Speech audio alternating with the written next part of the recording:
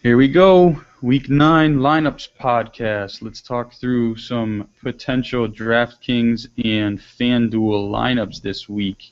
I know Alex already has one for a 50-50 lineup, so why don't you go ahead and give us those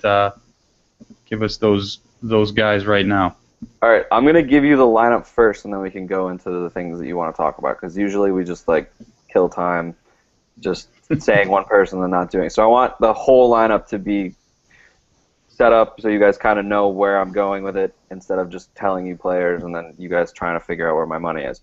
So this is a little change from the lineup that I'm actually using, but this is the one that I had before because I'm playing Breeze tonight, but since it's already Thursday, you can't play Breeze, so this is a little bit tweaked compared to what I'm actually using. So at quarterback, I have Kaepernick going against the Rams.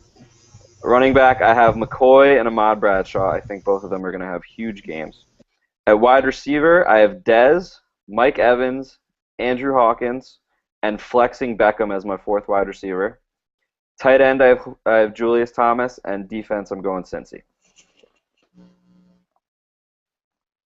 So it's a 50-50 lineup, right? Let's talk through that because I actually had one that's very, very similar.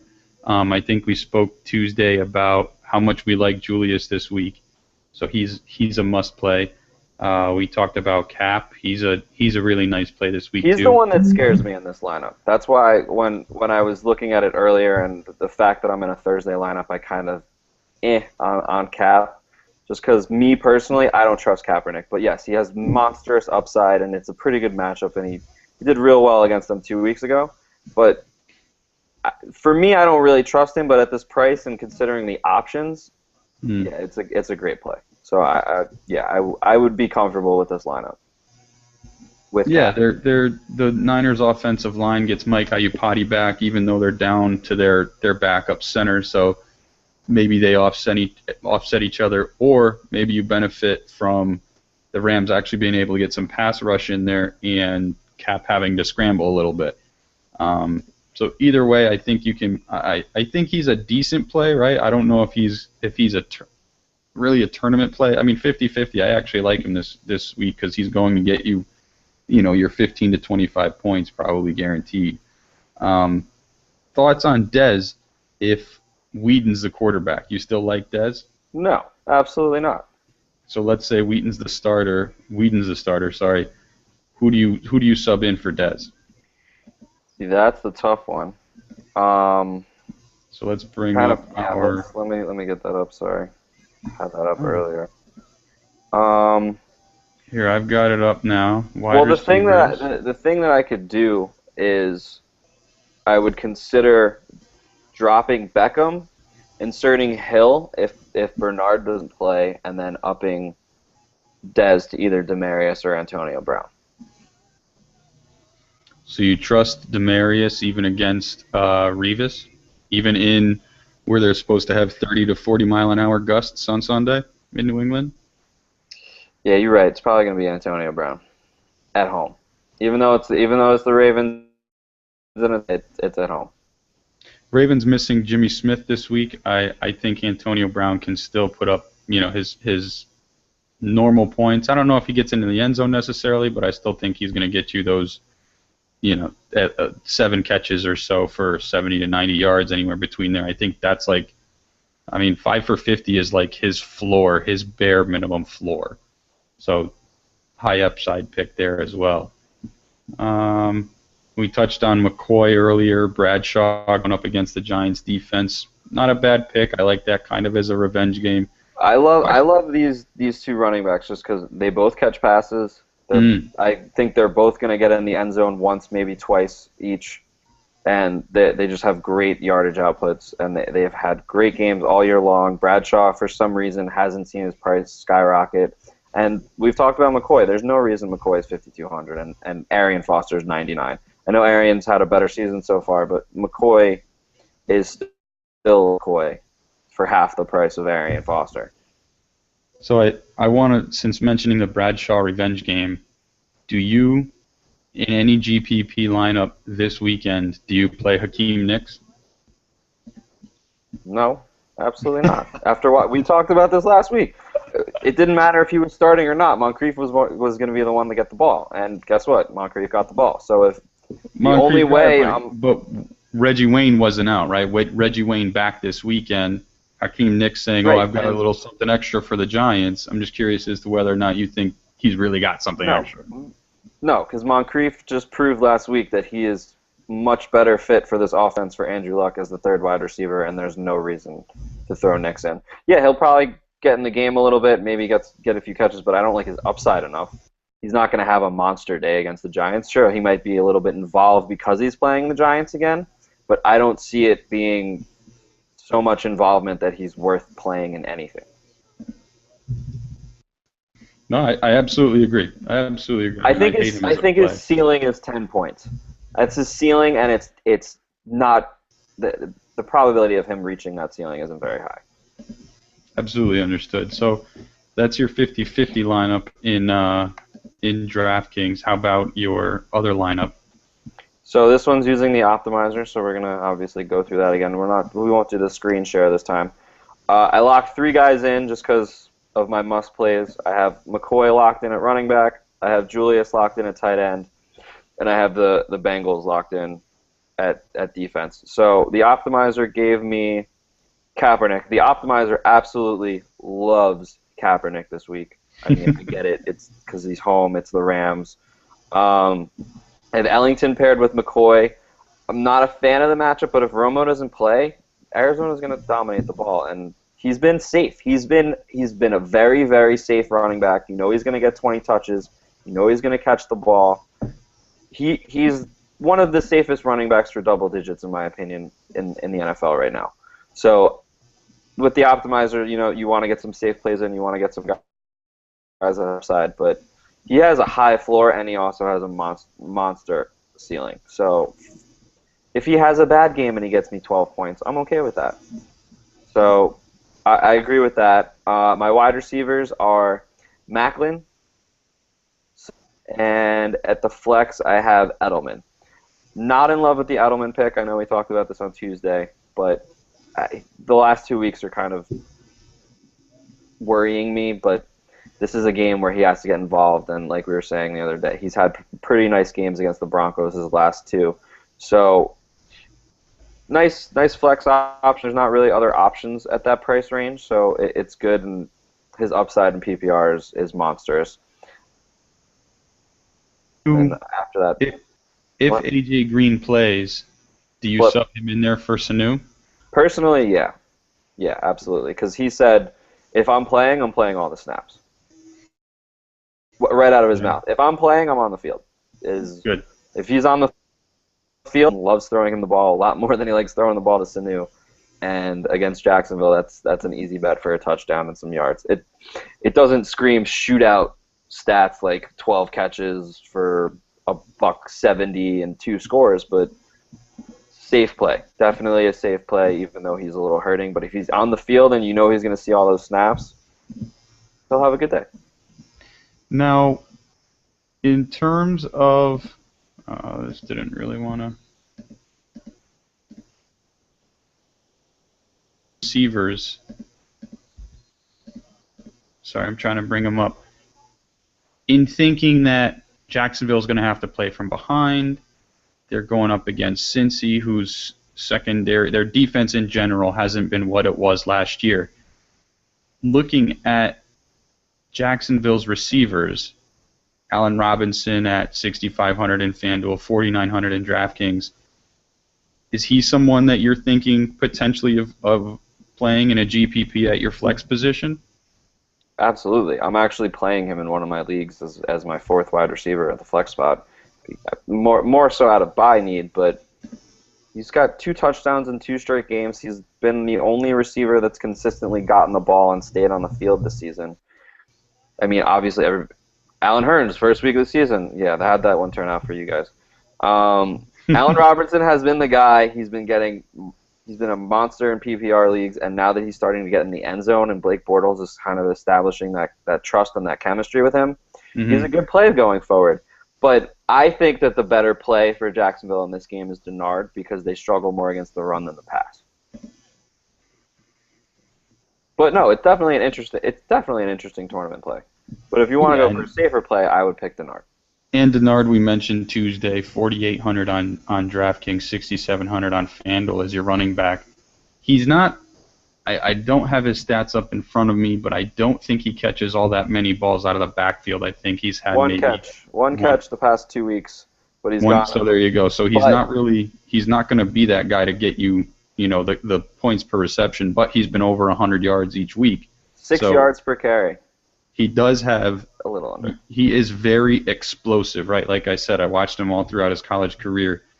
If he gets one little, ray of daylight, he can hit the hole and he can fly. So this defense not being great against the run, giving up some big plays, Denard has the potential to blow it up and hit 100 yards again, have a big run for a score.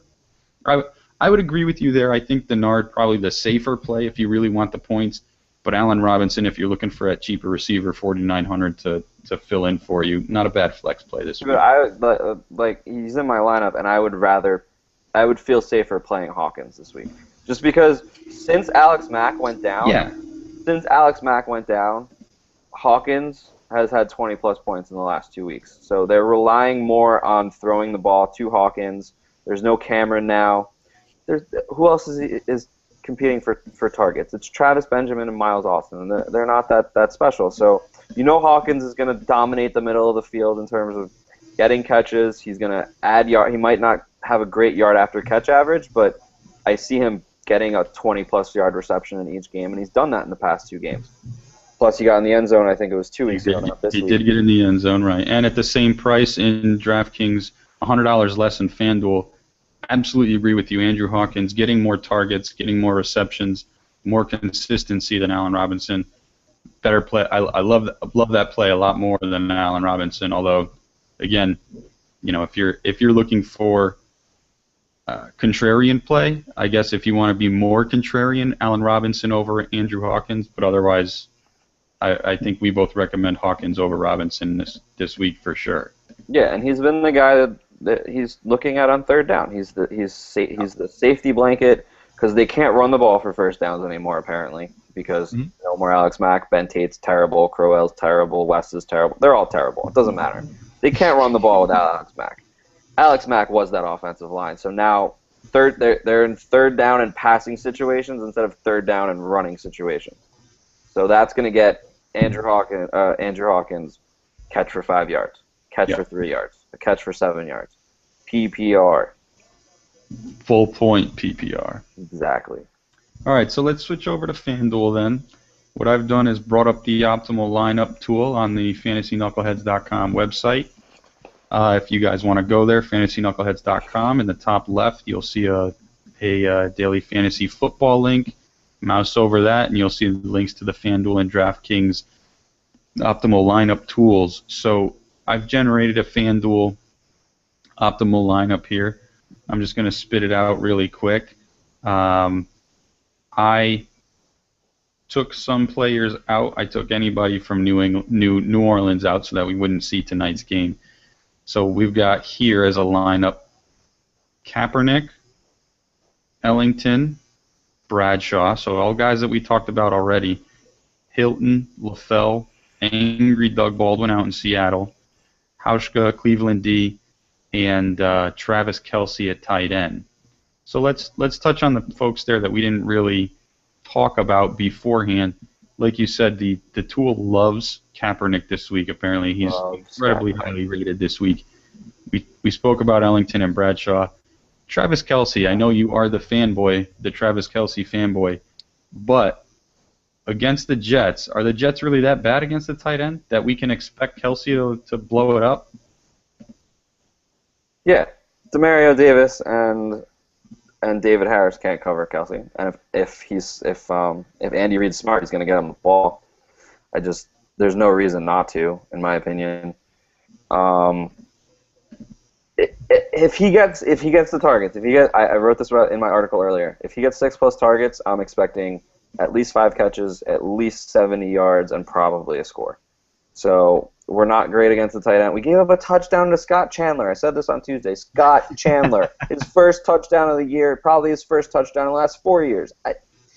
No, we gave up 2 touchdowns to the tight ends, which means the only thing that I don't that worries me about Kelsey is he's going to do the damage in between the 20s, and then for some reason they're going to throw Fasano the ball in the end zone. He could vulture a touchdown from Kelsey. So let me bring Kelsey up here. 5,400 in FanDuel, 4,100 in DraftKings. We did mention him very briefly on Tuesday. Obviously, we like him. We've liked him all year. But you do run that risk, as you were just talking about, you run that risk of the low floor with him because of how Andy Reid, questionably uses him, right? Inconsistently. I heard a stat the other day. I think he's only on the field for like 60% of the team's snaps, and it's like, come on, put him on there, get him the ball. You saw what your offense did against New England and just tore him apart once you got Kelsey really involved. So just come on already. But we'll move on. LaFell, I saw him, I don't think I like him all that much for the reasons we just mentioned about Demaryius, right?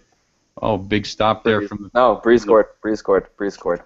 Oh, they gave him the touchdown. I don't know. Gave him the touchdown. I don't care. Just give me the touchdown. I need money. So LaFell on the outside, been making some deep catches this year so far. Don't know how successful he's really going to be if those wind gusts do get up that high this weekend. I don't think we're going to see a lot of deep passes in that game. You're going to see underneath. You're going to see screen passes and stuff like that where the ball doesn't have to travel so far, won't get hung up in the air. If I remove him from the lineup, it puts Mohamed Sanu in his place. So an interesting flip there. I do like Sanu. I mean, he is in one of your lineups, like you said. If AJ Green's in there, we think we like AJ Green a bit more. But Sanu, even with Green in there, I don't think Sanu's a bad pairing, especially when Jacksonville's defense is that bad. They actually haven't been terrible. They're on the field too much when they give up stuff. It's not a talent thing. It's not a scheme thing where they're just the worst thing that's ever happened to football. But Jacksonville offense just can't stay on the field, and that's going to hurt any defense. That's what happens with Denver, because Denver scores too quickly sometimes. The same with Philly. They score too quickly sometimes, and the defense is on the field too much. So their defense suffers in terms of statistics and the score and things of that nature. It doesn't mean they're worse defenses. It just means that they're given more opportunities to give up points and yardage. Sure. So 2 receivers in the past few weeks. I mean, let's just look at who Jacksonville's played. Miami, who's got an okay receiving core. Cleveland, who stinks. Tennessee, meh. Pittsburgh, better, but they had a pretty decent game against Pittsburgh. San Diego torched them. Indy torched them. Washington was okay. And Philly did pretty well at the beginning of the year. So they let Knicks get a touchdown. Come on. You're not doing yourself any justice then in this argument. No, that is what I'm saying. Like, they're gonna give up their points. If you're giving up a touchdown to Hakeem Nicks. The past few weeks they haven't done. They've been okay, but they've played against so receiving cores, right? I think once you get a really talented receiver there, I think they'll have a big, there's the potential to have a big game. And especially with Green there, please let him play this weekend, because if he is, I'll be all over him in my lineups at least. I'll have a lot of exposure. Stud. So there it is. There's our FanDuel potential lineup for you. We gave you a couple on DraftKings as well. We've only got a couple of viewers. I don't see any questions out there just yet. So let me just take a quick look at some of the questions that were posted to me on Twitter this week, and we'll take it from there. We'll answer those on air, and then assuming there's no more in the ask us questions. Go for it. We'll just sign off. Let's see here. Let's change and look at a little bit of a strategy lineup. So one guy, Jared, asked me if it's better to go after a couple of high-value or high-scoring players or several average players. So I'll tell you how I answered him right away. I said it really depends not only on the week but on the contest as well, right? It depends on if you're going 50-50.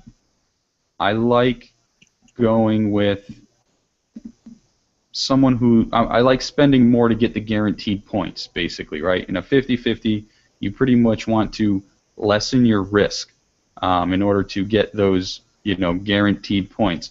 In a GPP, that's not going to fly because you're going to have to take. You've got a larger pool, first of all, but you've got to take more risk because you've got people playing, more people playing. Period.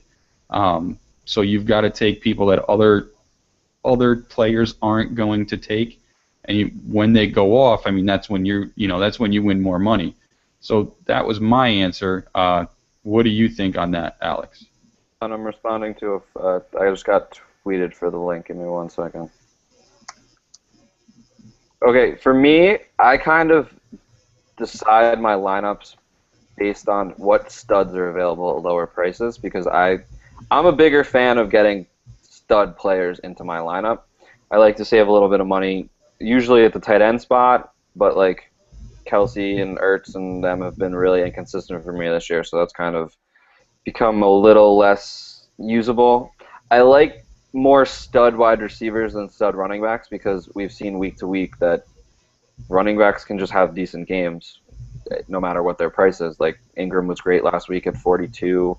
There are options that are not studly at running back, whereas at quarterback and wide receiver, finding that consistency, especially for 50-50 leagues, is tougher to find at lower prices. Yes, there are guys that are going to have good games like Steve Smith did earlier in the year when his price was low, when Sanu had his price lowered, guys like Andrew Hawkins the last 2 weeks. But for me, I like the safety of a guy that I feel like is going to have 10 targets in a game to get me those 8 catches, that 100 yards, maybe that score, just to give me that solid points foundation for my 50-50 leagues. And then obviously, like a guy like this week, like I have McCoy and Bradshaw, who are a little more expensive than I normally pay for a running back, but I know those guys are studs, and I know that they're going to produce. So for me to get that kind of value out of guys that I think could have both 20-point games on DraftKings, that's a steal, and that helps me with the rest of my lineup. Absolutely. I'm glad we got to touch on a little bit of strategy. I really want to do a couple of shows on strategy, period, just so users can come back and watch them and help out new and experienced users, see if we can give them anything to learn from. We've still got no questions, so I think that'll be it. I think that's it for our lineups cast this week. Again, no question. Good luck, guys. Come on, people. What's that? No questions? Don't you have other questions on your Twitter or something? I'm bored. I want to talk a little bit more. It's been like we've done this for 20 minutes. Yeah, man. Well, on, man. I'm old and I need to get to bed. But okay, I'll give one more question here. Yeah, give me a question. Bill Pimpin asked he said Welker's cheap on DraftKings, but does he get enough targets? We mentioned earlier in the week that Welker was a decent play this week, but questionable still because of exactly what he said there, right? He hasn't been getting targets the past couple of weeks. So let's just say, for argument's sake, that we don't want you to play Wes Welker, right? He's 6,300 in FanDuel. Wow, that's high. 3,600 in DraftKings. So I love him as a tournament play in DraftKings this week because A, the revenge factor, and B, if what you're saying is true about these wins and the ball isn't going to go deep to Demaryius and they're going to have to throw some shorter passes to Julius, Welker and Sanders are going to have a big day catching short to intermediate routes because those are the guys that he trusts at those distances. I'm just throwing that out there. I don't know if I really count this as a revenge game because last year was really the revenge game and he blew. So still a revenge game. He was there for so long that it still factors in. That's like saying Peyton doesn't care about playing the Colts. He cares. But, well, that's a little different. No, it's not. It's the same thing. He played there for. Very I mean, different. all right. It's different in the fact that he played there for so much longer. But it's still like when you play more Peyton than. I was feel like when you play no, more no, than no, no. 3 years of your career and become such a Peyton beloved was the player. face of the franchise, and they let him go. He was the face of the franchise, and they let him go to bring someone else in. Welker was not the face of that franchise. Brady always was and always will be. Okay, fine. Yeah. Significantly different. But anyway, let's get back to what I was saying. Let's play a little name game then. If for the sake of argument, if we're not playing Welker this week, I'll give you a couple of other options that are around that price range in both DraftKings and FanDuel. So again, Welker's 63 in FanDuel, 36 in DraftKings. Kenny Stills, I would say, but playing tonight, so he's out of it. Jarvis Landry. You know how I feel about Jarvis Landry. We talked about this on Tuesday. I like Jarvis Landry. I don't know. I feel like for this week, probably Welker. But I like Landry a lot. We know you like Landry, but for this week, name game, Landry or Welker over Landry, you said? Welker, yes. Fine. Okay, so Miles Austin, we kind of laughed that off. Jarius Wright. Ooh.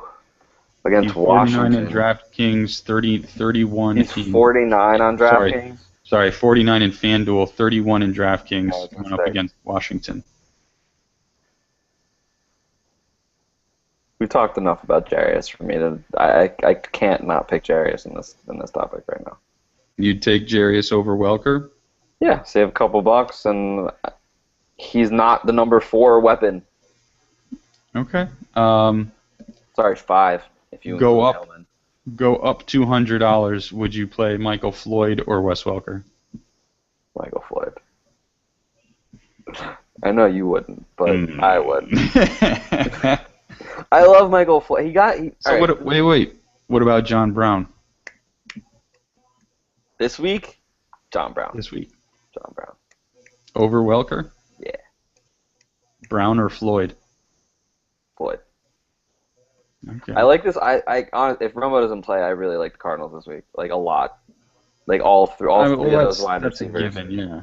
That's a given. Because they're just gonna have the ball more. I mean, I know DeMarco's still gonna run the ball, but they're not gonna throw extra, and that's gonna mean shorter drives, shorter time of possession. Carson Palmer Day. Marcus Wheaton or Welker? Welker, just because Wheaton is now, I feel like, the number 3, and it's a divisional game, and they're not going to throw that much. Okay. So there's just some potential, other guys for you there, some potential substitutes there, Bill. Thank you for that question. I think that was about it for the questions that I got this week. Just double checking here. Doing a look. Oh, hey, here we go.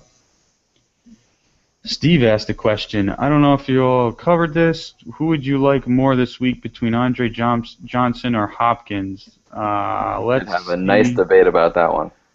We did, didn't we? I just want to bring them up on my spreadsheet here. I think we touched on this on Tuesday. I personally like. We touched on both of them right on Tuesday. They're both 69 on FanDuel, 55 and 54 for Andre and DeAndre respectively on DraftKings.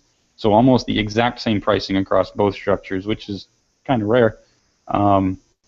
But personally, I like Hopkins. You saw what Macklin did what Brown did to the Philly defense. You saw Fitzgerald get behind it. I think we all said that Andre's not going to be that guy to burn a defense anymore, but DeAndre is. Not only that, but DeAndre gets those. He's been getting a lot of targets this year from Fitzpatrick.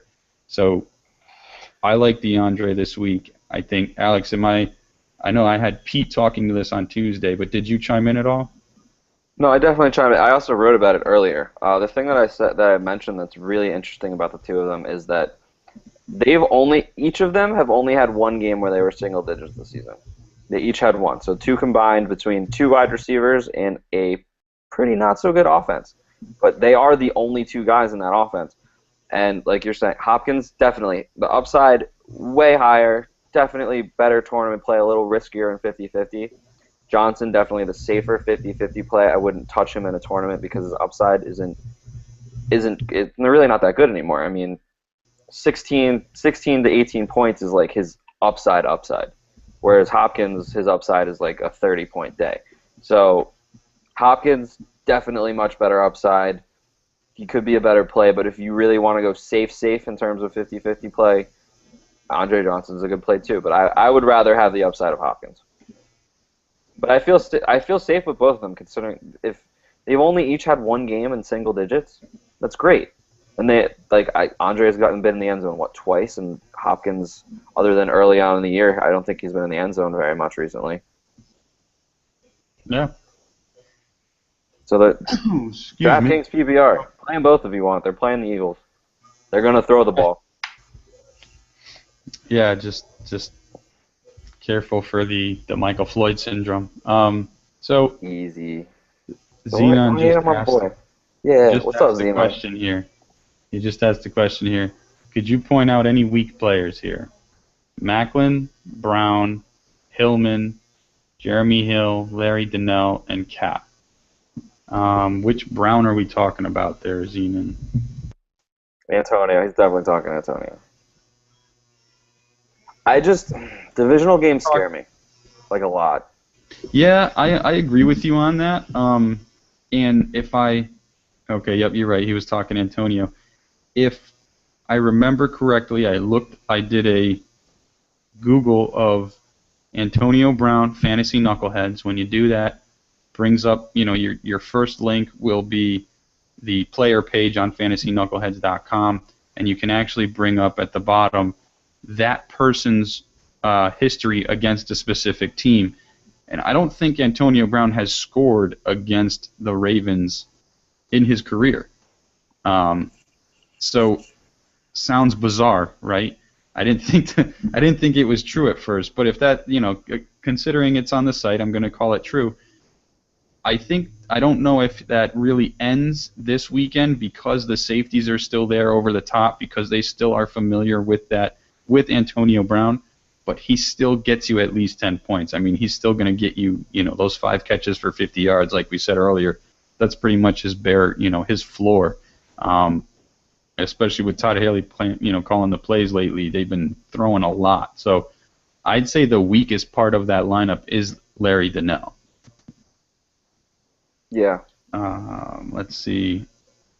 Biggie Smalls asks a question. Mike Wallace or Hopkins? Hopkins. Mike Wallace is. I was just reading about this like an hour before, that Mike Wallace is pissed off about not getting deep balls and how this offense is going, and that's until I see something improve, I'm going to assume that it's status quo and nothing good is happening over there. Plus, I hate the Dolphins anyway, so. Well, yeah, there's that, but that's getting a little personal in there. That's getting a little personal, but still, I mean, I love Wallace seeing them suck. But do you take any stock in the angry syndrome, right? When a receiver gets angry and mouths off, just look at Baldwin, look at Brandon Marshall. When they mouth off, they get the ball. They have big games following it, right? Brandon didn't. That's the concern. Brandon didn't. Brandon mouthed off after he had that tirade, and he freaked out. And then last week against the Patriots, he didn't do anything. He had Revis on him, though. I mean. Yeah, but he didn't have him all game. I mean, Revis played a little bit of Marshall. He played a little bit of Alshon, mostly Marshall. But at the same time, like, they just looked terrible. He didn't even try to get him the ball. Terrible, and all they did was dump it off to Forte the whole game. I mean. All right, so games against Revis don't count. Fine, I get it. I mean, in history, though. Can we not talk about Revis? Tell me I'm wrong. You're pinpointing one. You're pinpointing one freaking game. Right. No, you're right. I'm wrong. In history, when receivers go off, they typically have big games afterwards. I'm not saying Wallace is going to do it. I personally don't think he will. But I'm just. All right. The thing is, it's not that he's not complaining about not targeted because they just didn't look good against the Jaguars last week. But the thing that he was saying is that they're not targeting him on deep balls because him and Tannehill haven't gotten that together. They might try it, but the way it's looked all year, I don't see it working. It's going to take them some more time than 1 week of Mike Wallace running his mouth to fix Tannehill throwing the ball downfield accurately. Like because he's saying something, it doesn't make Tannehill a more accurate downfield passer. So they might try it more. You're right. Like him being pissed off, they might try to include that in the game plan, but it doesn't mean that Tannehill's going to hit him on it.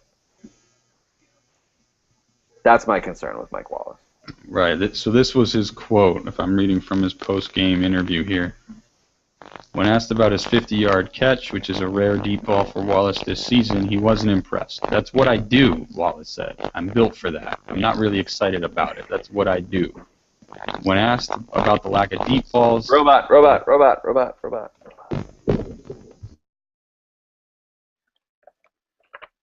When asked... Nope, you're not talking anymore either.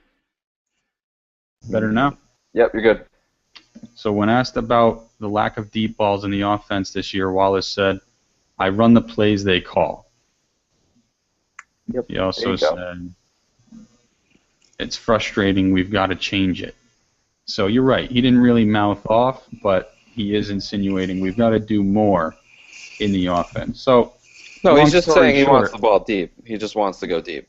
Long story short, I still think Hopkins is the play this week, but Wallace is an interesting play. If you have, again, one of those multiple lineup scenarios, he's not a bad person to have some exposure to. 20 only. Don't ever put him in a 50-50 this week. Absolutely. If you put him in a 50-50 this week, please send me a head-to-head matchup. Let me know, yes. Please let me know if you're going to play him. I will gladly play you. How about Sanu versus LaFell? I think we touched on this enough. Sanu or Garcon. So Sanu versus Garcon. That'll be our last... Sanu. I don't. No. Even with RG3 throwing the ball? No, he wasn't really throwing him the ball early in the year when he was healthy. Just ignored him. He was throwing it to Deshaun.